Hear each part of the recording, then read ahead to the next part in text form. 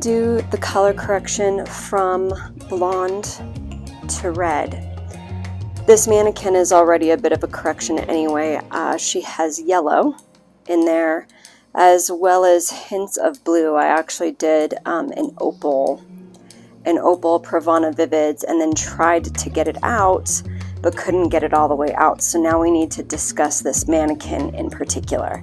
I love hair art mannequins. Obviously the hair is gorgeous. It's extension quality hair. Now if you know anything about extensions, you know that once you put color in artificially, it is going to be very difficult to get it out. So given the fact that this mannequin has extension quality hair, once I put this red in, it will not be coming out. I will not be doing a removal on her. So she will be essentially a one and done on our color down. Now, I also want to mention I'm working with green screen, and red is notoriously difficult to pick up on video. It's very, very hard. I'm hoping that my green screen isn't going to interfere with the red I'm going to put on her. So let's keep our fingers crossed that the video will actually pick this up. If not, I have photos anyway, but obviously the video is important. So let's talk about the fact that she's already a correction. So we're going to bring it back to the yellow I put in her hair. I'm not too terribly concerned because when I color her down to red, our first formula is going to contain gold and orange additive in a warm gold base. So our first prime down should actually eliminate a lot of this yellow that we're seeing in here. I'm also very curious about what it's going to do with the blue remnants that are in her hair. Eventually, we're not going to see any of those colors anymore. They will be completely blended in. So let's just keep our eye on what that color does as we proceed. So let's get started by sectioning and doing our first prime. So I've got her sectioned off, and where we're going to start is in the back of the head. One of the main reasons why I start specifically with my darker colors in the back of the head is because, guess what? This is where it's the darkest naturally. Normally, you will always see me applying darker hair color in the back first. Now, the only time I deviate from that is during a correction. If something isn't getting light enough somewhere, then I will switch it up and I will start there first when I'm going up levels, all right?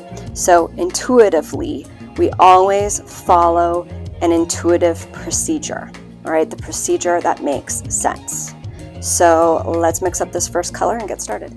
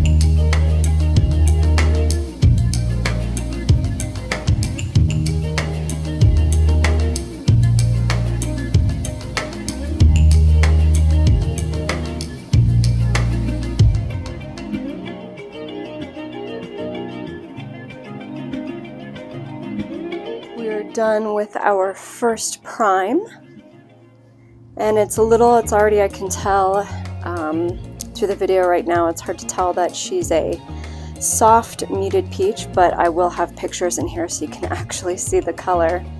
She's a soft muted peach. Always trust the process. It looked scary in the beginning. Obviously we washed it, and this is the color that we have. We're going to color her down again. We're going to continue with the process. You can still see some pieces of bright yellow in here, and as we start coloring down, that should start changing. So our next color is going to be a warm neutral.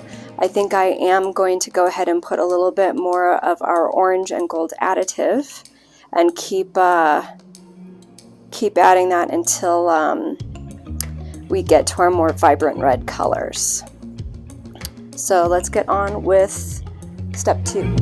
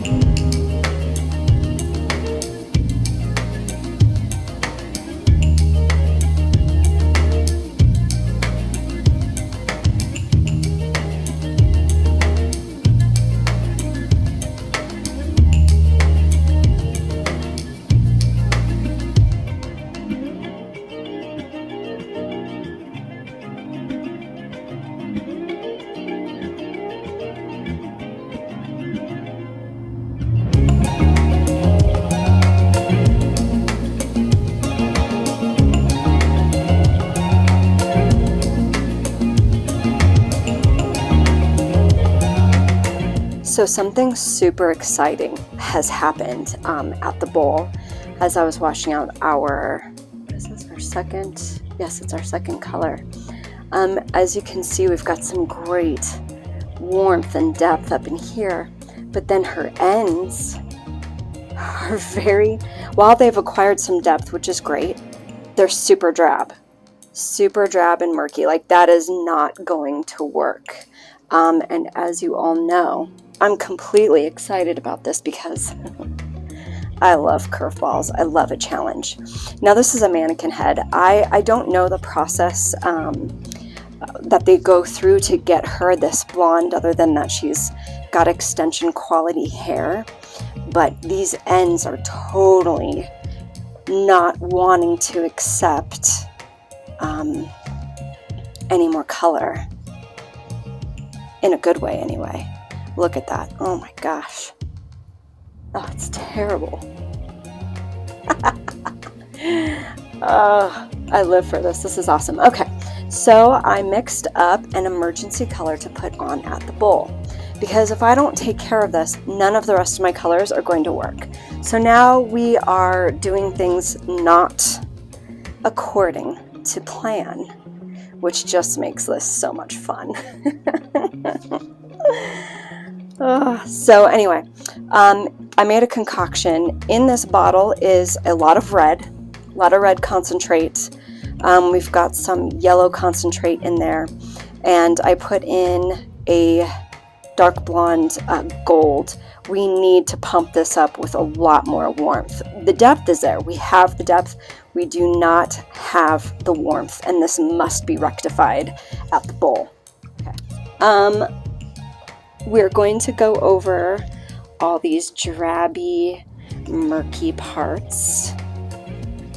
Super pumping it with warmth right here. We're going to let it marinate. I'm gently going to work it up just a smidgen, just to get a blend. We don't want a line of demarcation. There we go. I'm gonna let this marinate. And we're gonna check on it. Make sure we get this nice tone in here before we proceed.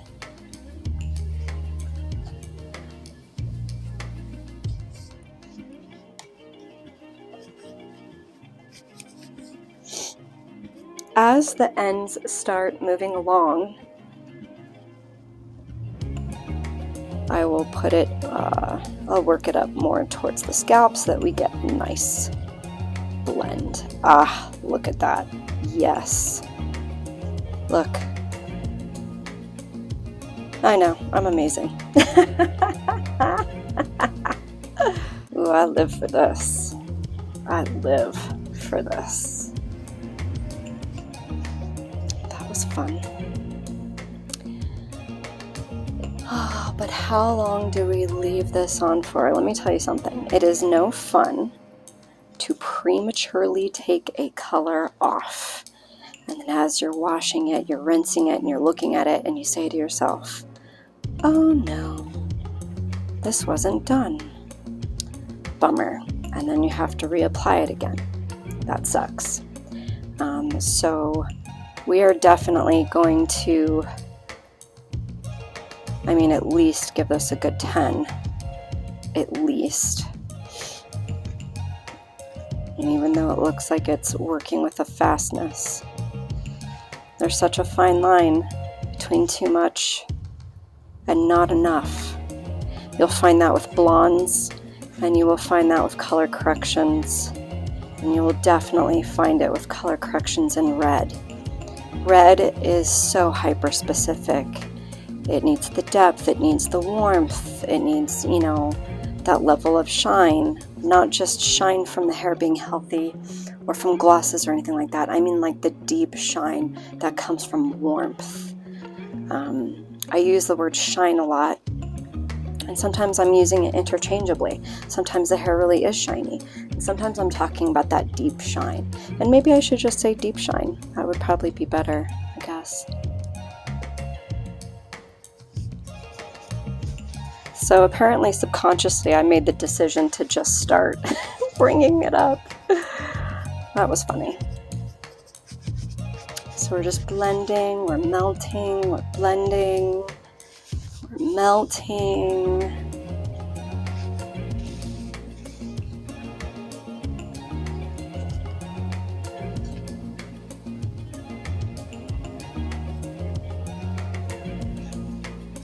We're going to let it marinate a little bit more. And I'm going to clean my area. Alright, so I am going to go ahead and go in. You can see it changing colors now. I'm going to go in, we're going to go ahead and rinse this out. I can tell you right now, I'm definitely changing our final colors. So we are deviating from the plan, and welcome to color corrections. You have to think on the fly. This is like one of the best things that could have happened to us today.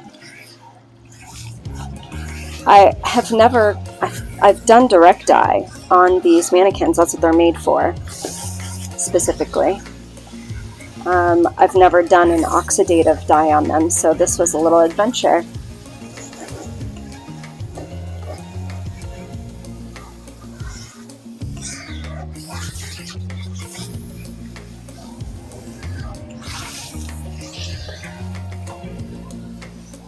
Can tell from rinsing that this drab is still going to be a problem. so we're going to have to get pretty radical.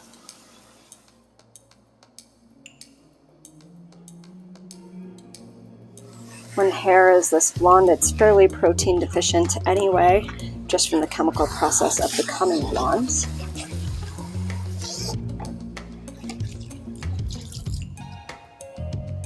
Yeah, it's better. It's better. We're getting there, but we definitely need more. We need more work so that we can make this turn out. Keratin builds ropes inside the hair.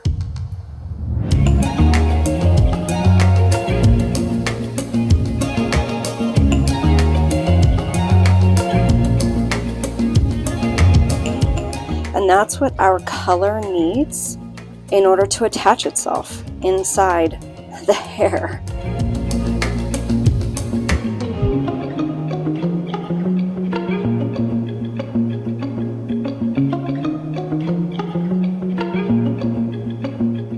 If there's nothing in there, it will just come out. And it will have a very, very tough time retaining warmth, any type of shine. It will have a drab appearance.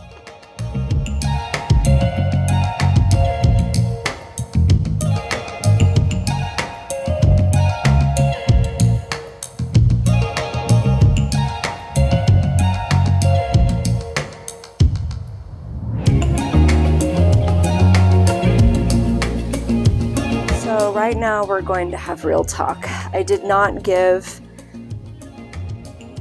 this mannequin head the attention it deserved. I just had to do a super massive hair treatment on her. Her whole head, all this hair turned into one ginormous matted dreadlock. It took me forever to get through it. I actually kind of wondered if I was ever going to get through it.